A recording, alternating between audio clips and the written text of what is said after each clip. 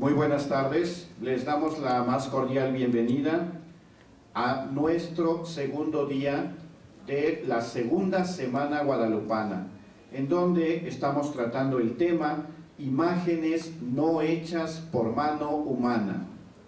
En esta ocasión el tema va a ser la Virgen de Guadalupe, y para esto tenemos a nuestro ponente, que es el ingeniero José de Jesús Hernández Roldán. Voy a leer brevemente parte de su currículum. Es ingeniero mecánico por el Instituto Tecnológico de Puebla. Ha tomado cursos relacionados con programación en software como Fireworks y Dreamweaver, estudios de técnico en sistemas digitales, operación de microcomputadoras, formación académica de vinculación en relaciones de trabajo y procesos de producción en el área de mecánica y automatización por la Benemérita Universidad Autónoma de Puebla. Ha trabajado para el diario Síntesis de Puebla como capturista de datos. Ha trabajado también en AGR Raken en Hidalgo. Actualmente nuestra institución se desempeña como webmaster de los sitios de los departamentos de Ciencia y Religión, así como de nuestro Centro de Estudios Guadalupanos UPAEP. Colabora además como historiador en el programa sabatino de Radio Guadalupe Hoy, que se transmite cada sábado en HR de 1090 de AM. Ha participado también dando pláticas sobre el acontecimiento guadalupano en distintos colegios, bachilleratos, etcétera, dentro y fuera de nuestro estado. Es además profesor de historia en el bachillerato de nuestra institución. Participó en la publicación Ninguna como Guadalupe del Centro de Estudios Guadalupanos. Lo recibimos con un aplauso, por favor.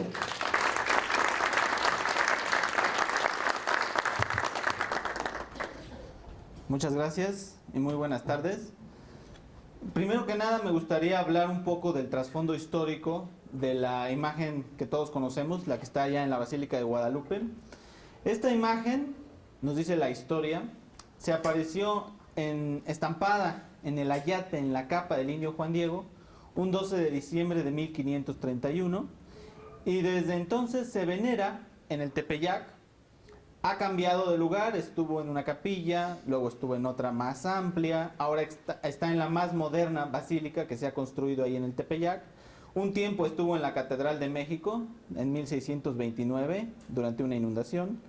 Pero ahora la imagen que vemos allí, a los hombres modernos les ha despertado ciertas inquietudes desde hace unos siglos en cuanto a de qué está hecha esa imagen.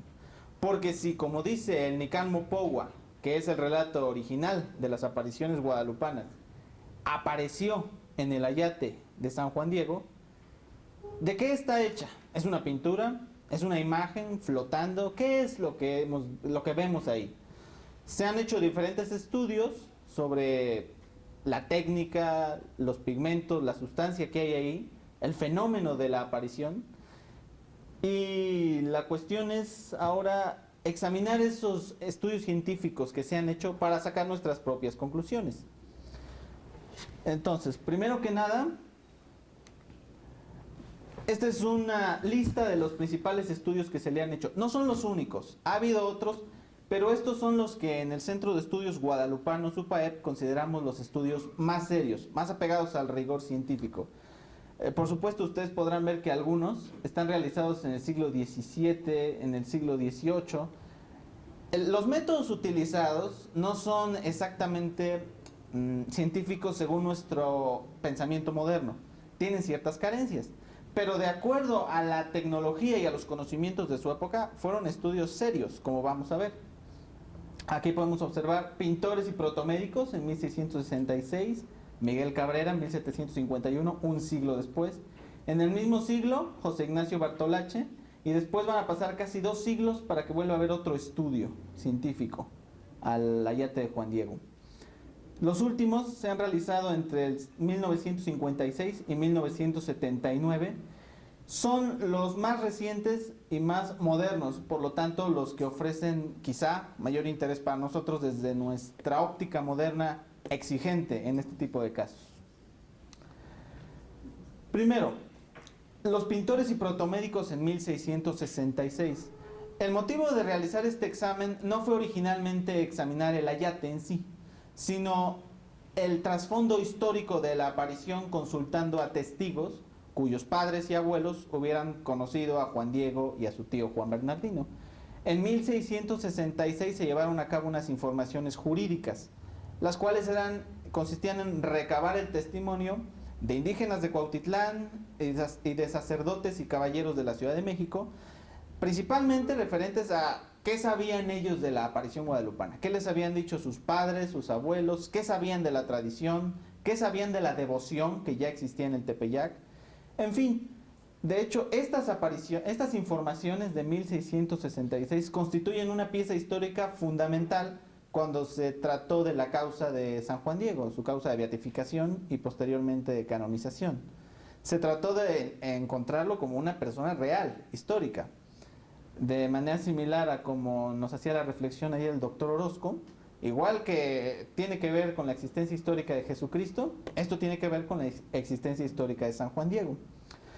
Pero junto con la información histórica, se pidió a un grupo de médicos y de pintores cuyos nombres ven aquí, pintores conocidos, pintores de lustre, pintores de buena reputación en su oficio, protomédicos. Los protomédicos eran los encargados de expedir las licencias a los doctores, era una comisión del virreinato, o sea, era un asunto serio, de gobierno. Hacen un examen del ayate y su examen fue meramente visual. Examinaron el ayate por el derecho, por el revés, y los pintores entregaron estas conclusiones, entre otras cosas. Estas son las principales, las que más nos interesan. Primero, que la imagen es demasiado bella para haber sido hecha en un lienzo tan tosco. Y segundo, que ellos no encuentran la técnica utilizada. Como pintores, ellos sabían identificar técnicas de pintura. Técnicas, óleo, temple al aguazo, como le llamaban, pero no encuentran qué técnica se utilizó. Primeras conclusiones. Los protomédicos, en cambio, examinan otro asunto, en este caso el medio ambiente en el que se encontraba el ayate. Humedad y salinidad. Recordemos que estaba al borde del lago de Texcoco y era un lago salado en el norte de México. Había humedad y salinidad en el aire y el ayate no presentaba signos de corrosión. Ellos ponen ejemplos, citan en su informe ejemplos de metales, por ejemplo, destruidos por la corrosión, y señalan que el ayate no presenta ni siquiera signos de corrosión, siendo que ya debería estar destruido. Otra observación que hicieron los protomédicos importantísima es que el ayate no está preparado para pintar sobre él. Esto lo van a repetir después los demás que examinaron el ayate y significa básicamente que el lienzo tiene la imagen directa, o sea, no hay ninguna preparación, ninguna capa que se aplicara a la tela para estar dispuesta para recibir la pintura. Yo nunca he pintado ni sé de pintura, pero lo que he estudiado y he buscado información con pintores es que las telas no se pueden pintar tal cual, crudas. Tienen que ser preparadas para pintar en ella, tienen que ser capaces de retener la pintura, que la pintura no se deslice, no se chorrie. Entonces los pintores dicen, el ayate no tiene preparación para pintar sobre él. ¿Cómo se pintó, pues? ¿Cómo se logró que sobre la tela tosca se quedaran fijos los colores? No lo atinan a saber. Miguel Cabrera, un siglo después, va a hacer otro estudio similar.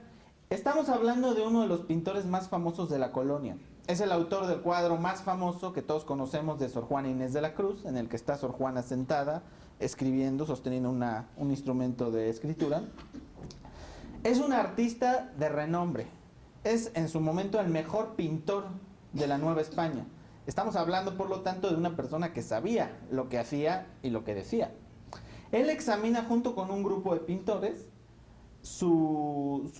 hace su estudio visual, también examina por el derecho y por el revés la imagen, y en 1756 publica su libro Maravilla Americana, Un libro que, por cierto, no es difícil de conseguir. Existen varias ediciones modernas. Cualquiera lo puede ver y estudiar sus conclusiones. Realmente, viendo el solo índice de su libro, Maravilla Americana, se puede dar uno cuenta de las conclusiones que tomó Cabrera. Para empezar, habla siempre que se refiere a la imagen, se refiere a ella como la maravillosa imagen de Nuestra Señora de Guadalupe, la prodigiosa imagen de Nuestra Señora de Guadalupe. Concluye otra cosa que no habían estudiado bien a fondo los protomédicos, la duración del lienzo.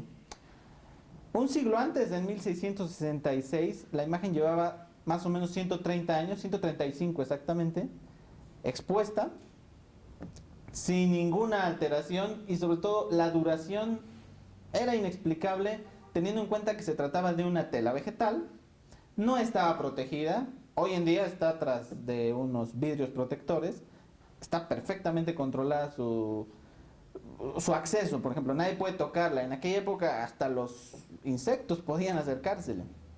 Estaba totalmente expuesta a los medios destructivos del ambiente, al roce de reliquias, de medallas, y el ayate no solo no se destruyó, ni siquiera presentaba agujeros. Y hoy en día lo podemos ver, no tiene agujeros, no tiene ninguna señal evidente de destrucción.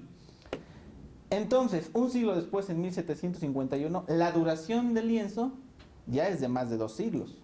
Ya llamó la atención de Miguel Cabrera, quien supone que aunque se hubiera podido pintar, aunque hubiera estado preparada la tela, sin una protección que haya durado 2 siglos, no tiene explicación desde su punto de vista. Segundo, confirma lo que ya habían dicho los protomédicos, que el ayate no tiene preparación ninguna, que se plasmaron los colores sobre la tela tal cual, sobre el mismo material, que la Virgen está muy bien proporcionada según las reglas del arte, que tiene proporción, que tiene una composición y un arreglo armónicos, de acuerdo a las reglas del arte fino, que él conocía, por supuesto, muy bien.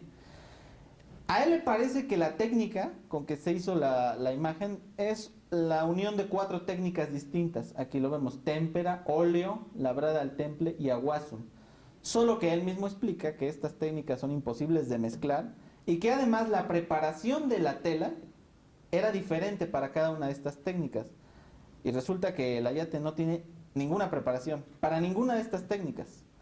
Finalmente explica que el color del manto no le parece ni azul ni verde, sino parte uno, parte otro, como si fuera una mezcla de ambos tonos. Este es un extracto facsimilar de su libro, Maravilla Americana. Les repito, es fácil de conseguir. Aquí vemos, lo remarqué, es una conclusión de Miguel Cabrera, que toda es obra milagrosa y que excede con clarísimas ventajas a cuanto puede llegar la mayor valentía del arte. El lienzo por sí, y por lo que es la pintura, por lo que es pintura, es el más auténtico testimonio del milagro en un modo tan soberano e incomprensible que no se puede explicar con la materialidad de nuestro estilo. Esto, en palabras del pintor más renombrado de su época, de la Nueva España, es algo fuerte. Aquí les pongo 2 imágenes. Primero, la trama de un ayate. Se trata de una tela tosca, burda. Dependiendo de qué fibra exactamente se haya utilizado y de quién la haya tejido, varía su rudeza, pero es una tela tosca, es una tela vegetal. Similar, lo más parecido que nos podemos imaginar quizás son los costales. Aquí vemos otra imagen en la que se ve, este es un bastidor con una tela y la preparación, la están preparando para pintar sobre ella, la están cubriendo con algo que se llama gesso. Es una especie de yeso hecho con cola. Es una preparación que va a hacer que la tela esté tersa, esté lisa, y que la superficie esté preparada para recibir pintura y retenerla. Porque recibir pintura no es lo mismo que retenerla. Debe ser que una vez seca, los colores no se muevan de su lugar. O sea, no haya escurrimientos. La imagen, la tela, el ayate donde está ahora la imagen, no tiene esa preparación para ningún tipo de técnica de pintura. En el mismo siglo, unos años después, José Ignacio Bartolache, bachiller, astrónomo, médico, él quiere hacer una copia idéntica de la imagen de Nuestra Señora de Guadalupe. Y entonces, con un grupo de pintores, hacen un examen de la imagen, primero para tratar de entender cómo está hecha y después copiarla. Los encargados de copiarla serán Andrés López y Rafael Gutiérrez. Sus conclusiones. Primero, contradicen a Cabrera y a los peritos de 1666. Ellos decían que sí había aparejo en el ayate. Unos años después se les interrogó de nuevo, ya muerto Bartolache, y Andrés López y Rafael Gutiérrez confesaron que no habían examinado la imagen por el reverso. Eso de observar la imagen por el reverso significa que viéndola al revés se traslucía la imagen, lo cual no ocurriría si se hubiera puesto una capa de preparación, de barniz, de acrílico para pintar sobre ella. Esa capa hubiera resultado opaca y al ver la imagen por atrás no hubiéramos visto nada más que la tela, la parte de atrás de la tela, la parte posterior. Ellos confiesan que no lo hicieron, no la examinaron, entonces no pueden decir que sí había aparejo. Dicen que hay retoques en la imagen, lo cual es importante. Ellos ya sugieren que algunas partes de la imagen no son originales, pero que las partes originales, las que sí son sin retoques, no entienden cómo están hechas y declaran simplemente que les parecen milagrosas según lo que ellos sabían de su arte. Es decir, lo declaran como pintores, no como teólogos, no como médicos. Bartolache publica un libro llamado Manifiesto Satisfactorio en el que confiesa después que las copias hechas por Rafael Gutiérrez y por Andrés López no salieron idénticas. Los mismos pintores declaran que ellos, aunque hicieron su mejor esfuerzo, no lograron obtener una imagen igual, 100% igual. Y hasta la fecha no hay nadie que lo haya logrado. Existen copias muy buenas, muy bien hechas, incluso algunas copian el tejido central, porque el ayate son dos piezas unidas por el centro con una costura. Algunos dibujan la costura, pero no han obtenido nunca una imagen igual, 100% igual. En 1796, la copia hecha por Rafael Gutiérrez, que estaba en la capilla del Pocito, se había deteriorado demasiado. Algunas partes ya estaban verdinegras, observaban oxidación, fue retirada esta imagen y se acabó perdiendo. Esto, comparado con la duración del ayate de Juan Diego, nos remite a que en algo son diferentes.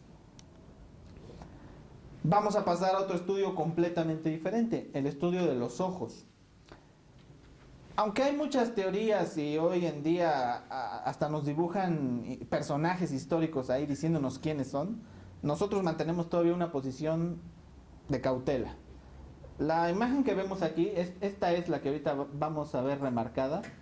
Parece un busto humano, pero no sabemos ni si de veras lo es, y en caso de que lo sea, de quién es. No podemos decir ni que es Juan Diego reflejado ahí, ni Fray Juan de Zumárraga. La verdad es que no sabemos exactamente qué es. Lo que sí sabemos es lo siguiente que vamos a ver. Que esta imagen interpretada por un busto humano, como un busto humano, fue observada por primera vez en mayo de 1951 por el dibujante Carlos Salinas Chávez, quien examinando con lupa encontró esta figura y le llamó la atención. Y después él quiso que oftalmólogos, es decir, especialistas en el estudio de los ojos, examinaran con instrumentos médicos esta imagen y trataran de verla mejor y ver qué cosas notables se podían sacar en claro de estas manchas que a él le parecían de inmediato un busto humano. Los oftalmólogos, ahorita vamos a ver algunos de ellos, examinaron en varias sesiones el original. Ellos fueron a la Basílica Antigua y estuvieron examinando con oftalmoscopio los ojos de la Virgen y dijeron que la imagen que se ve, sea lo que sea, un busto humano como le decimos comúnmente, obedece las leyes de la óptica. Esta es la imagen misteriosa, el busto humano. Se refleja en ambos ojos, aunque en el ojo izquierdo se ve diferente, porque la Virgen no estaba mirando de frente, estaba mirando de lado. La verdad yo lo dejo a la libre interpretación de cada quien. Puede ser un busto humano, parece muy bien un busto humano, pero eso es de eso a decir, esta es la imagen de Juan Diego, del obispo, es otra cosa completamente teórica, es una hipótesis. Lo que observan los oftalmólogos es que esa imagen obedece esta ley de la óptica, la formación de esta triple imagen de Purkinje-Samson. Estas imágenes se reflejan en los ojos de cada uno de nosotros. Cualquier objeto que veamos, se reproducen estas imágenes en nuestro ojo. Y lo que ellos dijeron es que ese busto humano que vemos aquí, se reflejaba, y lo señalan después acá. Aquí no se ve tan bien, ellos por supuesto lo vieron en el original a vista directa. Esto ya es una imagen procesada, por eso no se ve tan bien. Seguramente esto no es exactamente lo que vieron ellos. Pero ellos lo que declararon es que a su juicio, como oftalmólogos, las leyes de la óptica están claramente contenidas en los ojos de la Virgen. Algo interesante es que los médicos declararon que los ojos del original parecen tener profundidad, como si no fuera algo plano, una pintura, sino profundidad, tercera dimensión. Que la luz que ellos proyectaban sobre los ojos hacían efecto de concavidad, como lo harían en cualquiera de nuestros ojos. Unos ojos vivos, es lo que dicen algunos de los oftalmólogos. Algo interesante también es que fueron todos los que examinaron los ojos los que declararon esto. Fue una declaración unánime. No hubo ni un solo oftalmólogo que declarara otra cosa. Todos los que fueron y vieron declararon haber visto exactamente esto, una triple imagen y profundidad en el ojo. Esto solo también nos llama la atención. Yo no soy oftalmólogo, no soy oculista, no soy médico, pero no me queda más que fiarme de los que sí lo son y que declararon esto. Aquí les muestro un ejemplo. Esta fotografía se le tomó a una señora llamada María Teresa Salinas de Acero, con el objetivo de demostrar que en el ojo se quedan fijas imágenes. Vean estas imágenes. Enfrente de ella había una persona y su busto, su imagen, se ve reflejada en el ojo en diferente grado de perfección. Vean, aquí se ve mejor, aquí se distingue claramente el torso y la cabeza. Aquí ya se ve un poco más como una mancha. Y es lógico, si la persona estaba enfrente y los ojos estaban viendo de lado, el reflejo es distinto. Cada uno de nosotros cuando vemos un objeto, ese objeto que vemos se está reflejando. Y si en este momento nos fotografían nuestros ojos, se va a ver este objeto, obviamente no así, deformado. Aquí está deformada esta persona y aquí más deformada aún. Esta es la declaración de uno de los cirujanos que examinó el ojo, el doctor Jaime Palacios.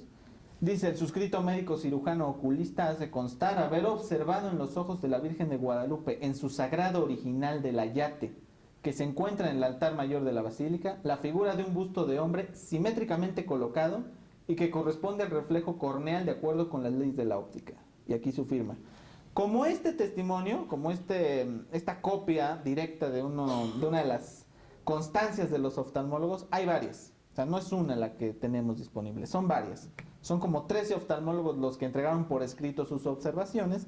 Otros no lo hicieron por escrito, lo hicieron de voz, pero la mayoría lo certificó con su firma y con su membrete, con sus datos de oftalmólogo, ¿sale? De médico. Un documento formal, pues. Aquí está el doctor Enrique Graue examinando el ayate. No se ve muy bien la imagen, no la he podido conseguir con mejor calidad.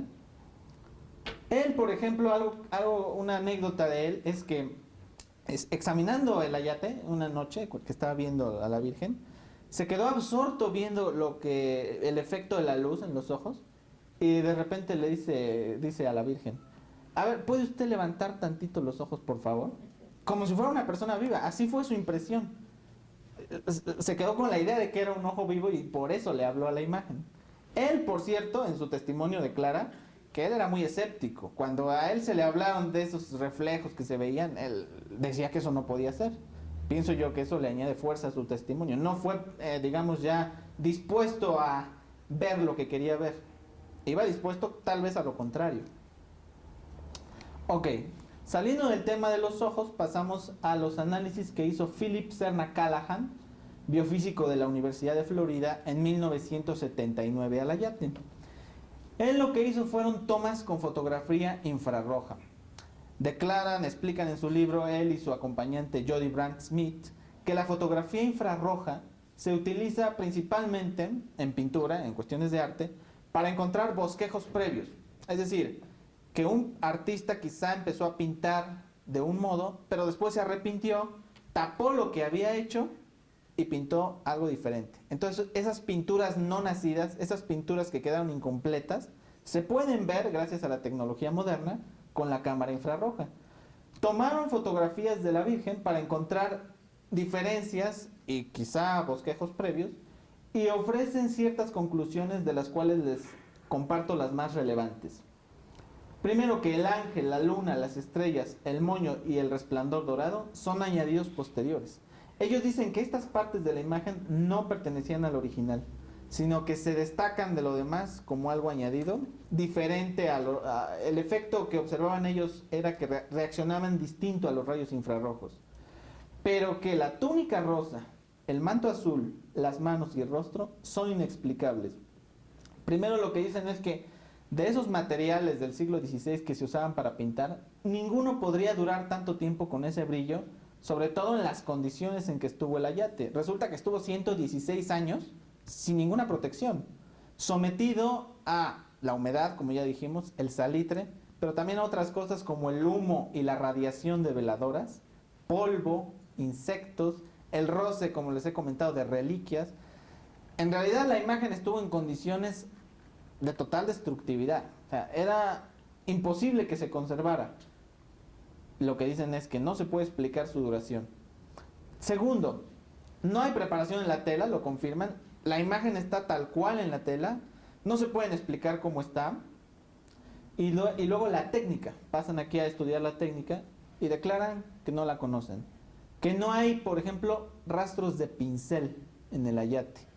Cuando alguien pinta, el pincel deja un rastro que puede ser visible. Ellos no encuentran ninguna pincelada y declaran que la técnica es imposible. Examinan, por supuesto, el testimonio de Cabrera.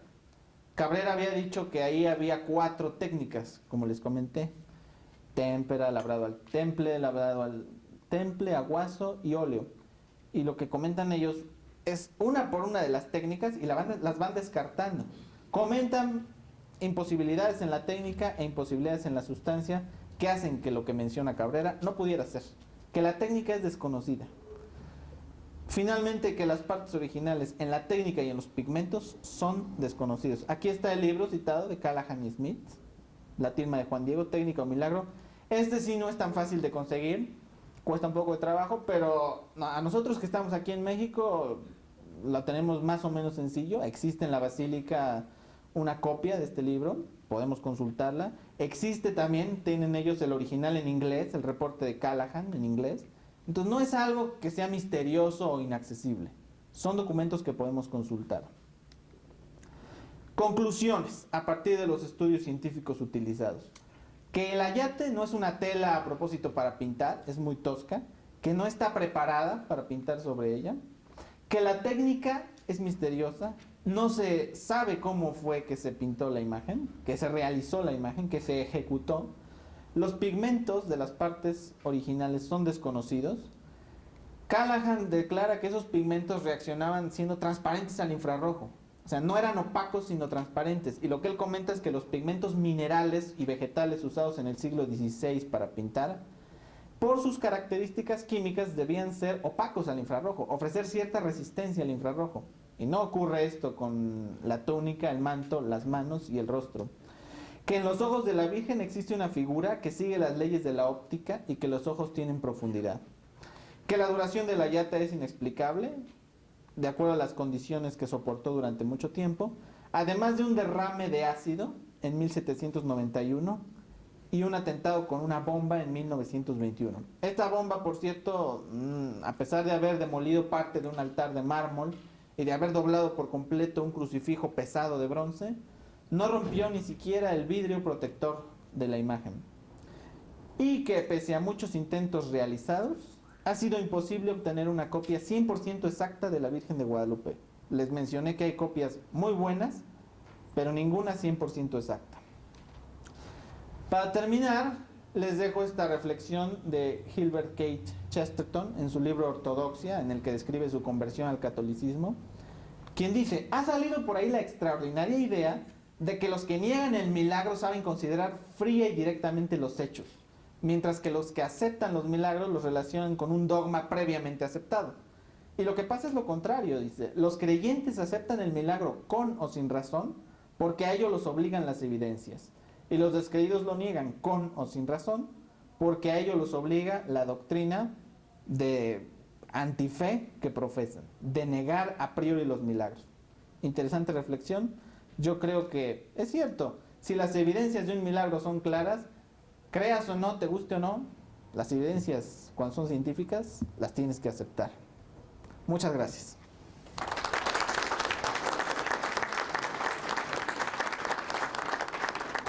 Le damos las gracias al ingeniero Jesús Hernández y abrimos una sesión de preguntas y respuestas. ¿Alguien quiere comenzar? Adelante. Magnífica exposición. Gracias. Realmente me gustó mucho, nada más un detalle al final. Si bien Callahan concluye que el ángel y la luna son añadidos, en realidad se demuestra que no, porque la imagen de la parte de atrás de la Virgen está el ángel, está la luna y están los rayos. Luego no pueden ser añadidos. Entonces, si bien esa es la conclusión de ellos, está claro que en esto se equivocaron Callahan y Lo que ellos declaran es, sobre todo, que su estudio tiene que ser corroborado químicamente. Ellos observaron fotografías, no hicieron análisis para ver qué sustancia era. Y si son añadidos, deben tener una composición química, debe ser sustancia puesta encima del ayate. Dicen que eso queda abierto para la posteridad. No existe todavía un análisis químico. ¿Y no vieron la parte de atrás? No vieron la parte de atrás, por supuesto. Bueno, yo ahí creo que Callahan diga que fueron añadidos posteriormente no significa que hayan estado antes. O sea, sabemos que el ayate ha sido retocado. Entonces, en un análisis infrarrojo o de simple vista, no se puede distinguir si fue algo añadido sin nada previo antes, o si fue añadido para retocar o dar color diferente, gótico de la época, darle un poquito más de época, ¿verdad? No lo sabemos. O sea, el hecho que haya sido añadido, que se le haya puesto pintura, no significa que no haya estado. Pudo haber estado, simplemente se retocó. Entonces, a mí lo que me parece asombroso de la conclusión de Callahan es lo que dice, ya lo dijo Jesús, de la túnica, del manto y de la cara. Y un efecto de colores maravilloso. Es decir, no hay manera que colores vegetales, que sí son transparentes al infrarrojo, porque si no hubieran sido vegetales serían opacos, y en esa época no había más que vegetales o minerales o animales, no había demás, pudieran tener ese brillo, esa intensidad, y sobre todo esa modulación en el color. Es decir, el manto a veces se ve azul, a veces se ve verde, pero no es que sea azul verdoso, sino que a veces se ve verde, a veces se ve azul. El rostro no siempre se ve moreno, vamos a decirlo marrón, sino a veces se ve marrón olivo. Oliva. Entonces, él habla de un tema de difracción de la luz, y que puede ser porque la luz incide y de alguna manera rebota y rebota de diferente manera según sea la luz que proceda. Entonces, dice, esto es inexplicable. Entonces, a mí me parece que sí, creo que los estudios de Callahan sean los más serios y los únicos que se han hecho en la época moderna a la Virgen, y desgraciadamente no sabemos si se podrán hacer más y si darán permiso, ¿no? Sí. De hecho, Callahan explica también que las imperfecciones de la tela realzan la figura de la Virgen, como si el pintor hubiera decidido aprovechar la misma tela y sus imperfecciones para ayudarse de ellas a hacer mejor la imagen, lo cual también a su juicio es imposible para cualquier pintor en el siglo XVI, en esa época, aquí en la Nueva España. Es posible que algún pintor muy experto, un maestro en Europa con alguna técnica especial hubiera podido lograrlo, pero aquí no, y en un ayate así no pintaban los maestros de la época, no usaban esas telas vegetales, fibras para pintar, usaban telas más finas, no rústicas de ese tipo, no se pintaba así. Los indígenas que aquí en México aprendieron a pintar, lo aprendieron al modo europeo, con la técnica y el modo de los europeos, y no sobre sus ayates rústicos. Doctor, adelante. Gracias.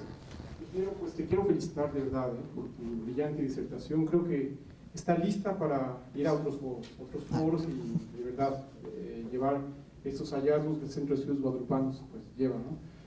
Lástima que no sea el doctor Pedrosa, me hubiera gustado muchísimo que hablara sobre proyección óptica. Bueno, pues eso, ¿no? Pero bueno, a lo que yo iba.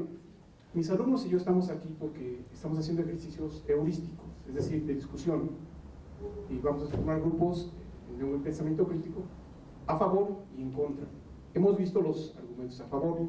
Yo quisiera, ingeniero, si eres tan amable, de mencionar los principales puntos que los antiaparicionistas argumentaron desde aquellos sermones, lo que nos puedas aportar. Gracias. ¿Sobre el aspecto científico o histórico? Histórico. Histórico. Sí.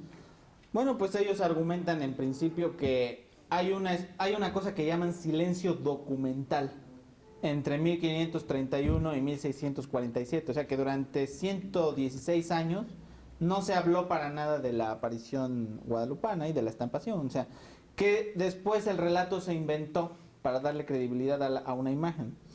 Esto no es correcto. Sí hay testimonios históricos en ese siglo que se han estudiado. Han aparecido testimonios que no se conocían cuando algunos antiaparicionistas formularon sus objeciones. Y sobre todo, la prueba más dura para nosotros en el Centro de Estudios Guadalupanos, que no tiene que ver tanto con este tema de los estudios científicos, es que después de las apariciones se produce una conversión masiva de los indígenas. Que después de ser renuentes con ganas a abrazar el cristianismo, no querían nada que ver con el cristianismo, se convierten en masa y acuden a pedir el bautismo justo después de 1531, de un mensaje de unificación que les daba la Virgen. El punto entonces de los antiaparicionistas pierde mucha fuerza con este hecho, que no pueden explicar sin la Virgen de Guadalupe y que no lo tienen que atribuir a algo que llaman el engaño de los frailes, que inventaron eso para convertir a los indígenas. Un engaño del que ellos pues juzgan capaces a los frailes. Yo los juzgo incapaces. Yo creo que ellos pensaban de un modo muy distinto. Poner a una mujer y a un indígena recién convertido, dar un mensaje de parte de Dios, para la mente española era algo ajeno. En su cultura, el varón consagrado era el portavoz de Dios, no una mujer, aunque fuera la Virgen María, y un indígena recién convertido, a unos años de haber dejado la idolatría. Yo pienso que los antiaparicionistas tienen en realidad pocos argumentos. No sé si... ¿Qué debo ir? ¿Quieres más? Alejandro, adelante. Bien, felicidades Jesús.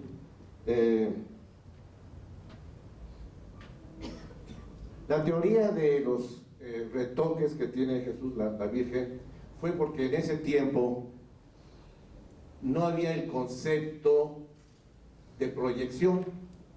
Esta es una cosa muy importante. Hay que ubicarnos que en 1531 no se conocía lo que era una proyección. La mentalidad sobre todo de los frailes, la mentalidad de los indígenas, era que la milagrosa imagen era una pintura y se quedó plasmada una pintura. Y platicando con el padre Pfeiffer, y todavía nos cuesta trabajo hasta la fecha, en realidad lo que está plasmado es una proyección óptica, como si los fotones se hubieran quedado grabados dentro de la llante, igual que el Cristo de Manopelo, igual que pareció a la Sábana Santa también. Entonces, es un concepto desde el punto de vista de la física, y en este caso de la física electrónica, entender que los fotones se quedan plasmados ahí. Eso es lo brutal de la teoría, que apenas, que casi 500 años después estamos entendiendo. Es esto. Bueno, todavía Monseñor Schuller y toda mucha gente, como no son científicos, no logran establecer realmente qué es lo que se quedó grabado ahí. Todavía muchos piensan que fue una pintura la que se quedó grabada, una pintura común y corriente.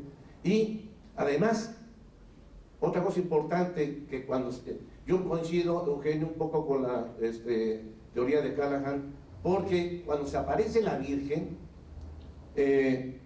la mentalidad europea, la mentalidad de la jerarquía de la iglesia, era que estaba muy pobre esa pintura, y entonces vamos a poner unos añadidos.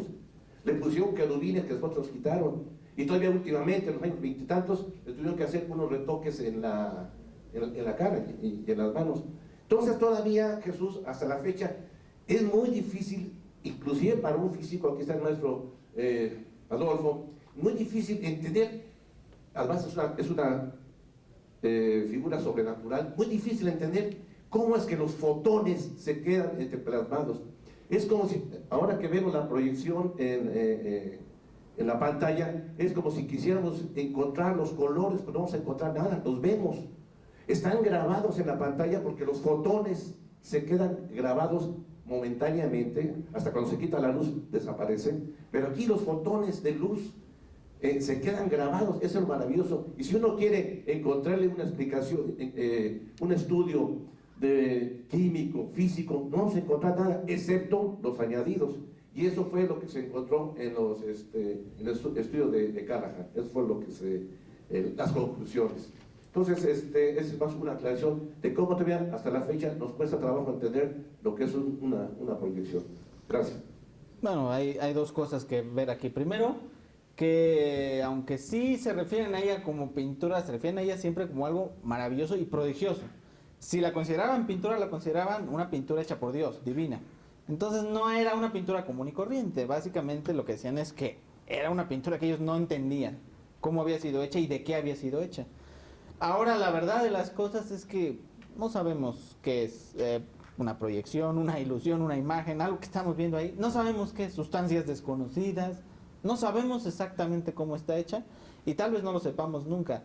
Yo creo que hasta donde llega nuestro conocimiento, pues hay que llegar a un límite de contentamiento. Es decir, hasta un nivel debemos llegar y aceptar que tal vez hay cosas que no podamos entender nunca. Y yo creo que pasa con muchos milagros, que buscarle las causas y un fenómeno físico, una radiación, una combustión, algo así, es a lo mejor querer meternos demasiado profundo, a donde no da el conocimiento y la ciencia humanas. Vamos por una última pregunta. A ver. No es pregunta.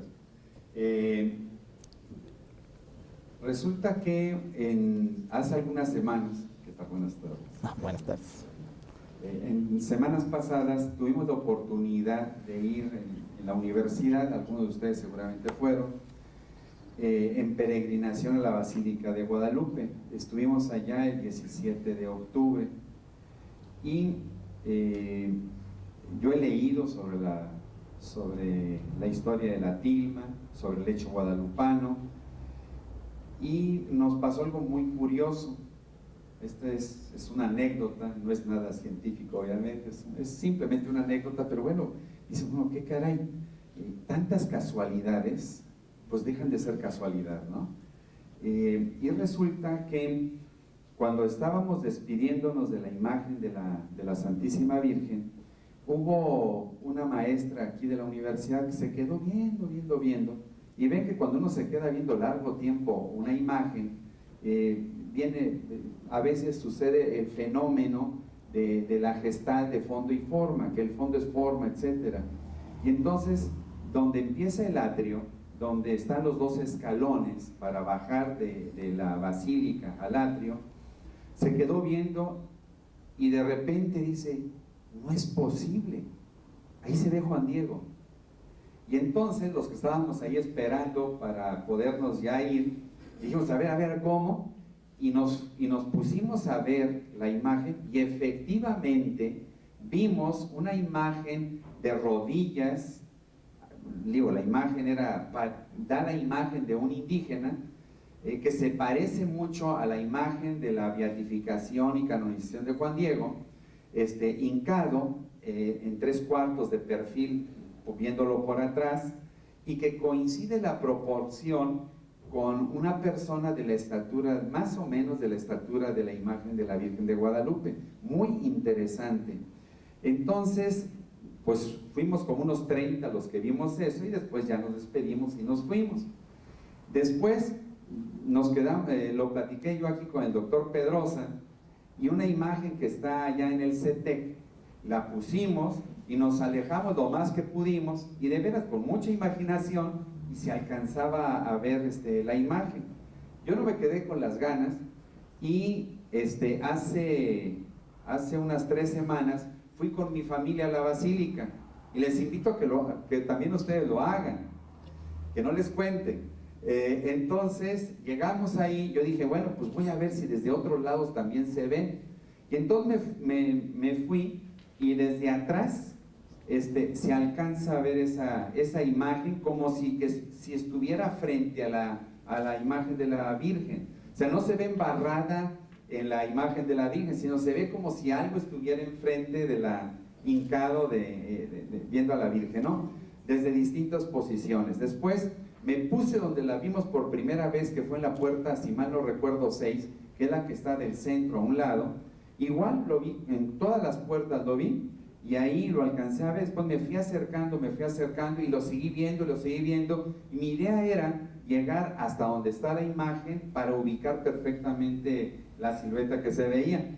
Llega el momento de cuando uno se acerca que se pierde la imagen, pero se me hizo sumamente interesante. No creo que el pintor haya pensado poner ahí una imagen enfrente, ¿no? Pues lo comparto, es algo, una anécdota, pero que se me hace curiosa. En ningún lado había visto yo un comentario de este tipo, ¿no? Seguramente sí lo ha habido, pero yo nunca lo había escuchado.